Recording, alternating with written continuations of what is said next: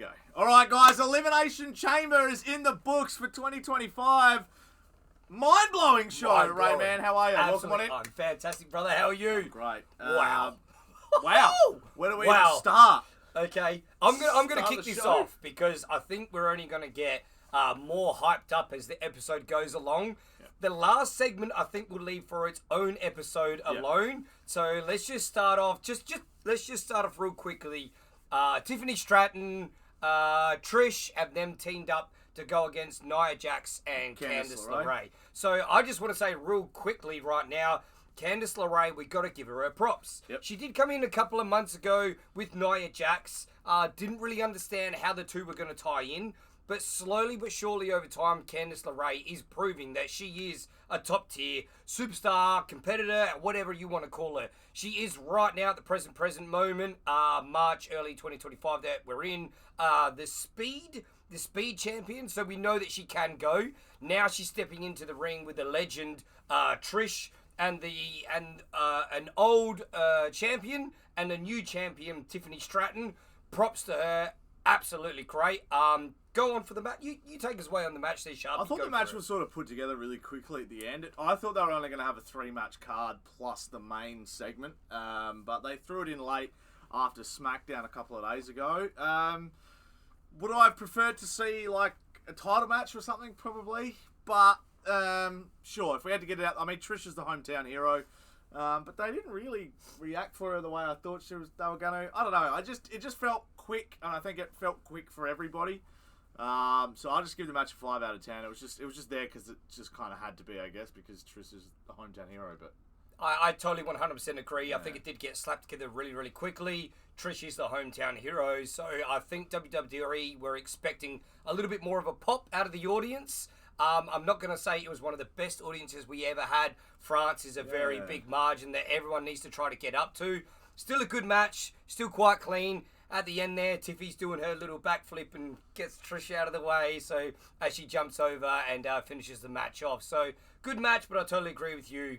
5 out of 10. Okay, let's move on. I'm just going to move on real quick to KO versus Sami Zayn. Now, these guys have gone into a feud over so many years. Now, I believe that as the years have gone by, you can then talk to each other and get to know each other's styles and how do we outdo the last match that we once did before again. These guys have had WrestleMania-worthy matches and actually won the Tag Team Championships at WrestleMania too. So we all knew that this match was going to be an absolute banger, which it did prove to be. A couple of big spots there, but first, before we get to them, Sharpy, tell us your thoughts on it. 10 out of 10. Absolutely loved it. They went to war with each other. What about yourself? 10 out of 10. Yeah. So let's not stray away from the chair coming out from underneath the ring. Wrapped in barbed wire. Fully functioning chair too. It wasn't like just all wrapped into one flat thing. You could actually fold it out. And they actually did a spot on it. KO hits his head. And then the next spot was 2 chairs together, laid it across like a little mini chair table, and KO just lands on it. And it doesn't break. He's just lying there like with his back stuffed. And it stays there too. Brutal. Crazy. Absolutely crazy. Loved 10 it. out of 10 match.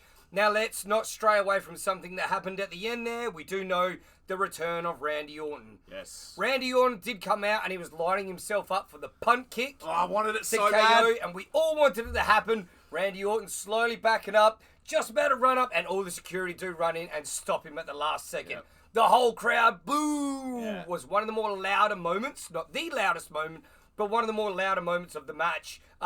It was such a good match. These two superstars can put it on, but I don't think the feud is going to finish there. Thoughts? Oh, well, it looks like KO and Randy at Mania. I'm looking forward to that. I think they'll do some pretty cool stuff. What they do at Mania, I don't think they can just have a regular one-on-one match. It feels like it has to be something a little bit more. But KO's done a lot of like hardcore. He's had a ladder match and now an unsanctioned match.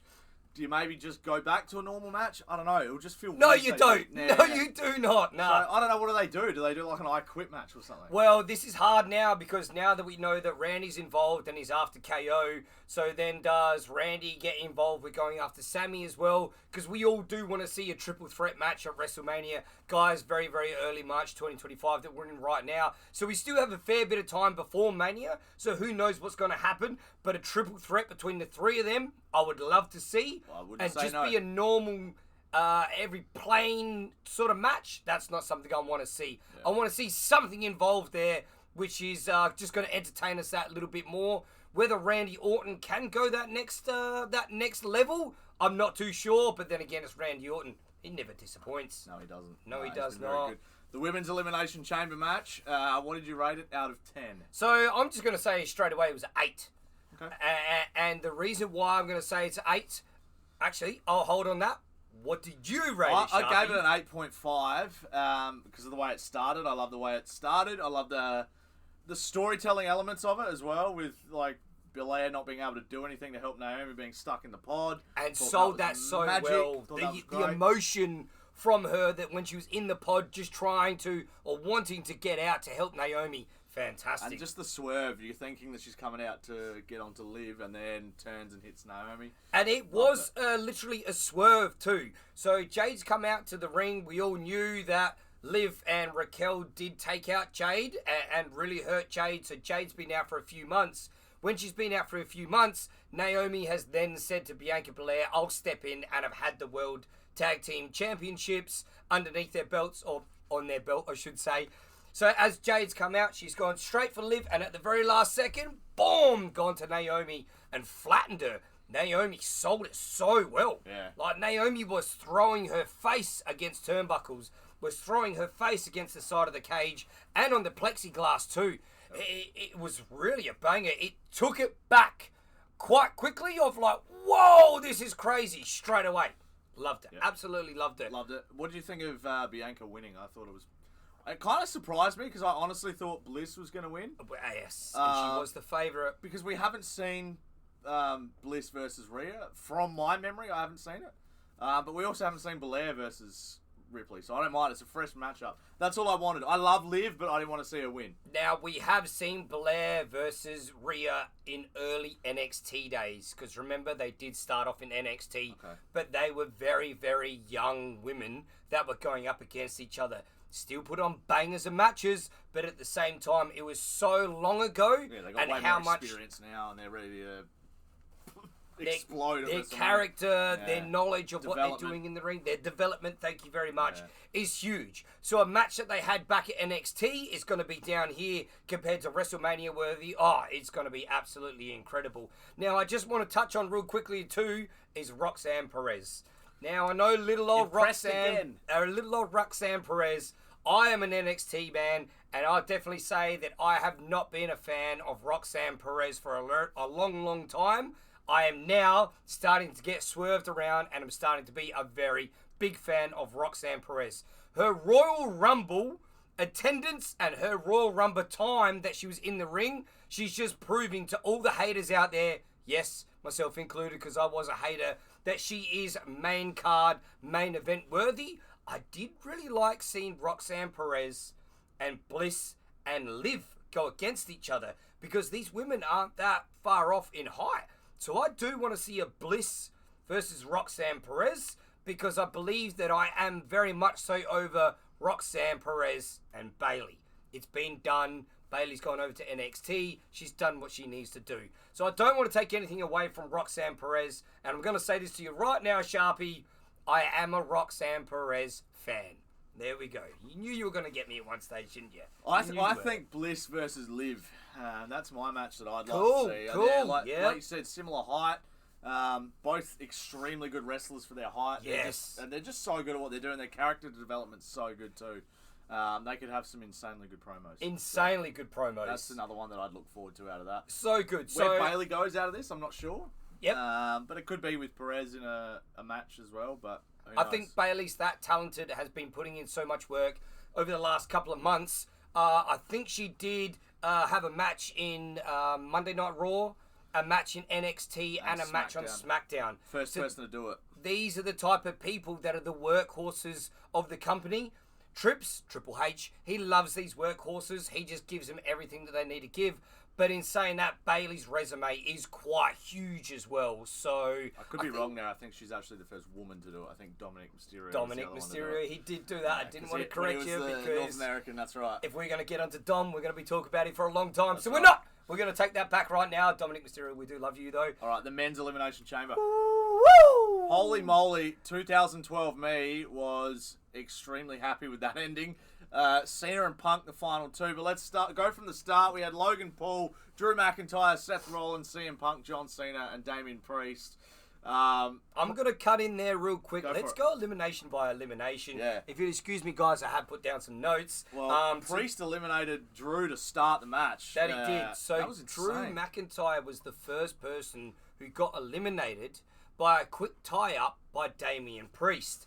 Drew was then taken back, and the complete shock on his face. Not only was there shock on Drew's face, but there was definitely shock on our face as well. Drew McIntyre was the winner of the Elimination Chamber last year, and very much so with the work that he's put in. He deserves it. And I thought he was going to go a lot further. Sharpy? Yeah, I didn't think he was going to get eliminated first. I would have had all money on Priest probably being the first one eliminated. Yeah. But the way they did it was good. So the roll-up eliminates McIntyre, and then McIntyre gets revenge, kicks his head off. Claymore, and then Priest gets pinned a minute later. Then gets pinned a minute later after the splash by Logan Paul, which was a huge splash off the top of the chamber. I mean, this man just keeps impressing us with how athletic he is, time and time again, over and over and over. As much as you hate Logan Paul, you need to respect his in-ring work, because there's so many superstars and megastars and legends that are out there that have said, Logan Paul, you shouldn't be as good as what you are at this thing. Yep. So we got to give props to Logan Paul for jumping off the top of a chamber onto Damian Priest and then eliminating him. But also CM Punk gets his Royal Rumble revenge on Logan Paul and gives him the GTS and eliminates him shortly after that as well. So I think the whole Logan Paul CM Punk thing's probably done. I don't think they're actually going to have a match at Mania. There's a couple of like, oh, will they, won't they? No, I don't think they will. I could, again, be wrong because they've eliminated each other, one from each thing. But we move on to the final three being Punk, Rollins, and Cena. And I was saying, like, 2012 or 13, me, when they were all still active back then, would never have guessed that in 2025 they'd be the last three participants in the Elimination Chamber match. I thought that was wild. So fantastic. For a big WWE fan, I think it's fair to say the excitement that was coming out of us just then was just incredible to see these three guys of the caliber. Even much so that Seth Rollins was in the middle, getting hit by Cena, turning around, getting hit by Punk, then going back and doing it time and time again. Big hit on Seth to then roll out. As he rolls out, CM Punk and Cena both turn around, exchange a few words, shake a hand, and then go at it. I mean, crazy. It's fair to say that in Cena's older years, he can still hold it down. Yep. It's fair to say in CM Punk's older years, he's only getting better. I've got to say, the last 6 months that Punk's had, I don't know, man. He's proven all those haters, they're getting real quiet. Real quiet. Yeah. Really quiet. He was phenomenal in that chamber match. Just the work that he did. He took a licking. Some of the sequences he did with Rollins and Cena were just... Some of the throwbacks they did to like the 2012 matches that they put in that match as well, I just thought were great. I loved it. And it came down to Punk also eliminating Seth. Yes, it did. Which I did not see happening. And then again, Seth gets revenge by stomping Punk late in the match when Cena and Punk sort of were 50-50. It looked like Punk was going to get on top. Got the stomp as Seth was walking out. Cena chokes him out. So Seth then did get the stomp on Punk on the outside. Yeah. So not just normally in the ring, on the outside, which would then just do a lot more damage than what it would on the inside. Yeah. How many close calls we had of a 1-2-3 moment? We were calling it. I think we called it probably 3 to 4 times of, here we go, 1, 2, whoa, he kicked out. We didn't see it. Sometimes we don't rate those things in matches with the close calls of the 1, 2, 3 count, but this one, they sold it so well. I mean, on the edge of your seat, towards the end of the match, 3 of the greatest in the world just pulling off just absolute superstardom. Incredible. Now, let's go down to the last two. Sharpy, you just touched on it really, really quickly there. Cena versus Punk. Punk then did cop the stomp to the outside, which then did take out Punk. Cena pulls him into the ring, applies the submission, the STF, and then Punk then just does pass out. Pass out 1 because he got stomped on the outside. But 2, Cena did look like he had it locked in pretty tight there. And thinking back, it was probably a little bit of a hint for later in the night when we would see the so I'm going to just stop you right there. We're just about to get into it, and it's going to be huge. So let's just rate the match really quickly, men's chamber match. I loved it. I'd give it 9.5 out of 10. I'm going to go 10 out of 10, guys. For me, it was close to match of the year. Amazing. And we were even saying that even halfway through the match itself. Absolutely incredible. But the last segment, Sharpy. Well, I was going to say at the end there as well, Cena in 2010, if someone had choked out his opponent in the chamber like that, he wouldn't have taken it. And so I think that's why that was a little bit of a hint. So he also put himself in the chamber without having to work for it. He also took that victory from Rollins when back in the day he probably would have said no to that.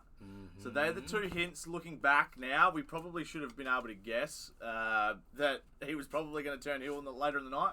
But because none of us ever saw it coming, I just think that we all just ignored it without even thinking about it. So he wins the chamber and his hand gets raised. Cody comes out to say, congrats, it's you and me at Mania. And then The Rock also comes out with Travis Scott.